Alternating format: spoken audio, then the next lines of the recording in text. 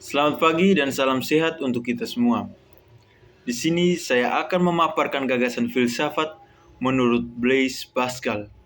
Sebelum itu, perkenalkan nama saya Octavianus Busa dengan nomor induk mahasiswa 2024110029. Tujuan saya membuat video ini adalah untuk memperkaya wawasan kita, sekaligus sebagai pemenuhan tugas proyek dari mata kuliah pengantar filsafat yang diampu oleh Pak Agustinus F. Pascalino dari S.Phil M. Hum. Prodi yang saya ambil adalah Prodi Ilmu Hukum, Fakultas Hukum dan Sosial Humaniora, Universitas Flores. Sebelum kita memahami apa itu filsafat dan gagasan-gagasan dari Blaise Pascal itu seperti apa, terlebih dahulu kita harus memahami apa itu filsafat. Filsafat merupakan sebuah ilmu yang mempelajari tentang hakikat, prinsip pengetahuan tentang realitas, keberadaan, dan kebenaran. Filsafat sudah ada dari beberapa periode sejarah, termasuk zaman Yunani kuno, abad pertengahan, dan modern. Yang berikut kita masuk pada profil singkat filsuf Blaise Pascal. Blaise Pascal merupakan seorang filsuf Prancis yang terkenal dan bergelut dalam bidang matematika. Blaise Pascal lahir pada tanggal 19 Juni 1623 di Clermont-Ferrand, Prancis, dan merupakan anak dari Etienne Pascal, seorang hakim dan matematikawan. Pada usia 16 tahun, Pascal telah menulis sebuah karya tangan geometri yang sangat dipuji oleh matematikawan lainnya. Bukan hanya itu, Pascal juga menjadi salah satu pendiri teori probabilitas dan mengembangkan konsep segitiga Pascal, serta menemukan hukum Pascal, sebuah prinsip fisika yang menjelaskan tentang tekanan fluida. Selain itu, Pascal juga mengembangkan konsep taruhan Pascal yang menyatakan bahwa keberadaan Tuhan adalah sebuah kemungkinan yang harus dipertaruhkan. Pascal meninggal pada tanggal 19 Agustus 1662, tetapi warisannya dalam bidang filsafat, matematika, hukum, dan sains masih terus dipelajari dan diapresiasi hingga saat ini. Gagasan filsafat menurut Blaise Pascal. Apa saja gagasan filsafat menurut Blaise Pascal?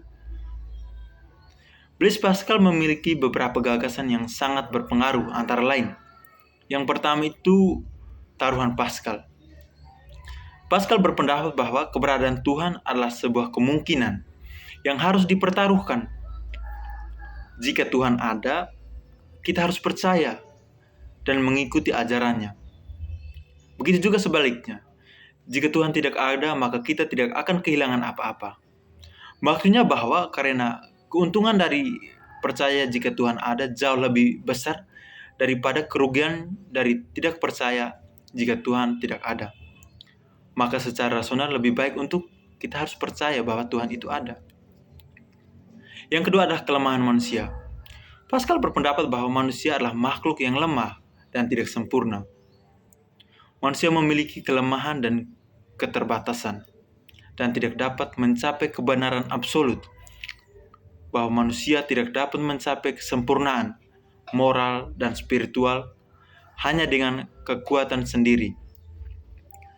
Manusia memerlukan bantuan dari Tuhan untuk mencapai kesempurnaan itu.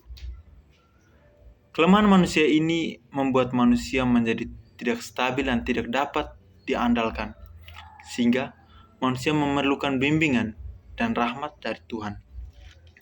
Yang ketiga itu adalah hati dan akal. Pascal berpendapat bahwa hati adalah sumber pengetahuan yang lebih penting daripada akal. Hati dapat memahami kebenaran yang tidak dapat dipahami oleh akal. Bahwa akal manusia memiliki keterbatasan dan hatilah yang menjadi sarana untuk memahami aspek-aspek terdalam dari keberadaan manusia, iman, dan keberadaan Tuhan itu sendiri. Yang keempat adalah kebebasan manusia. Pascal berpendapat bahwa manusia memiliki kebebasan untuk memilih dan membuat keputusan. Namun, kebebasan ini juga membawa tanggung jawab yang konsekuensinya ditanggung oleh manusia itu sendiri. Kebebasan manusia adalah kemampuan manusia untuk membuat pilihan dan keputusan dirinya, tetapi dengan keterbatasan dan kelemahan yang dimiliki oleh manusia. Yang berikut yang kelima sekaligus yang terakhir, eksistensialisme. Pascal dapat dianggap sebagai salah satu pendiri eksistensialisme, sebuah aliran filsafat yang menekankan kebebasan dan tanggung jawab individu.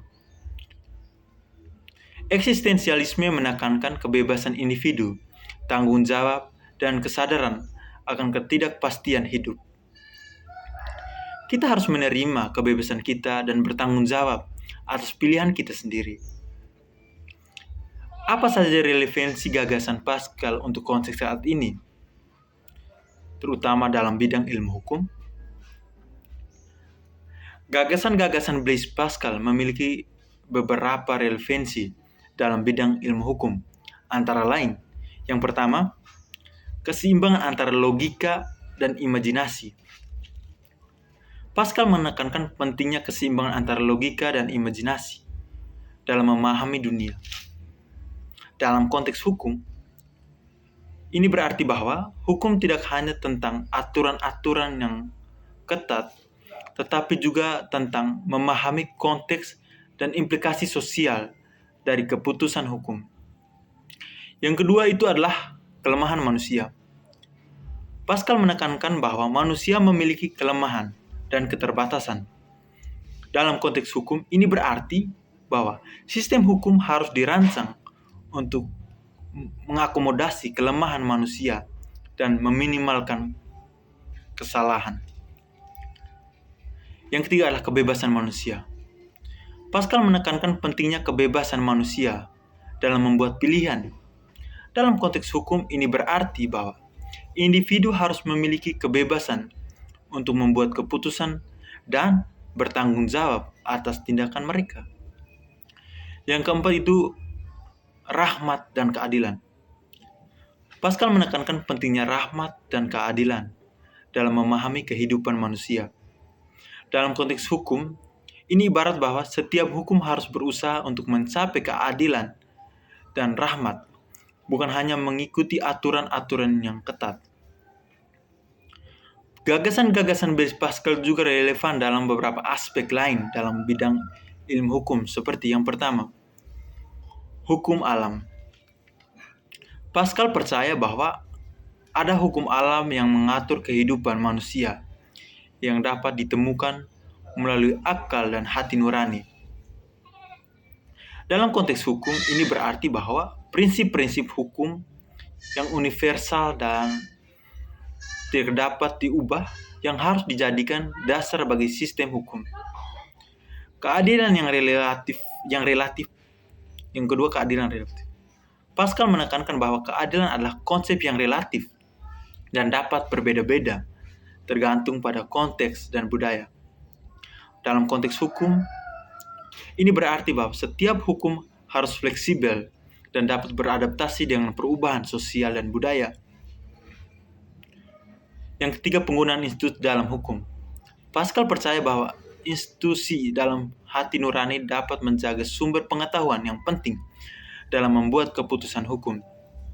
Dalam konteks hukum, ini berarti bahwa hakim dan jaksa harus mencapai institusi mereka dan tidak hanya mengandalkan aturan-aturan yang ketat. Kita masuk pada kesimpulan. Blaise Pascal adalah seorang filsuf dan ilmuwan yang brilian yang memiliki kontribusi besar dalam berbagai bidang. Pemikirannya tentang keseimbangan antara logika dan imajinasi, kelemahan manusia, dan kebutuhan akan rahmat Tuhan masih relevan dan berpengaruh hingga hari ini. Dalam bidang filsafat, Pascal menekankan pentingnya keseimbangan antara logika dan imajinasi, serta pentingnya hati nurani dalam memahami kebenaran. Dalam bidang matematika, sains, Pascal menekankan teori probabilitas, hukum Pascal, dan segitiga Paskal yang masih digunakan dalam berbagai bidang. Dalam konteks modern, gagasan Paskal dapat membantu kita memahami pentingnya keseimbangan antara logika dan imajinasi, serta pentingnya hati dalam pengambilan keputusan. Selain itu, teori probabilitas dan hukum Paskal masih digunakan dalam berbagai bidang, membuat kontribusi Paskal sangat relevan dengan konteks saat ini. Bukan hanya itu saja, gagasan filsafat, pemikiran menurut Blaise Pascal dalam bidang ilmu hukum juga sangat besar. Pemikiran-pemikiran Blaise Pascal menekankan pentingnya keseimbangan, keadilan, fleksibilitas, dan penghargaan terhadap kebebasan individu di dalam sistem hukum. Sistem hukum harus berubah untuk mencapai keadilan dan rahmat, bukan hanya mengikuti aturan-aturan yang ketat. Dengan menerapkan prinsip-prinsip ini, sistem hukum dapat menjadi lebih adil, fleksibel, dan berorientasi pada keadilan, sehingga dapat meningkatkan kualitas hidup masyarakat. Sekian saja dari saya. Presentasi materi ini, mohon maaf bila ada salah kata di dalam pengucapan, ada kurang dan lebih. Saya haturkan permohonan maaf. Sekian dan terima kasih.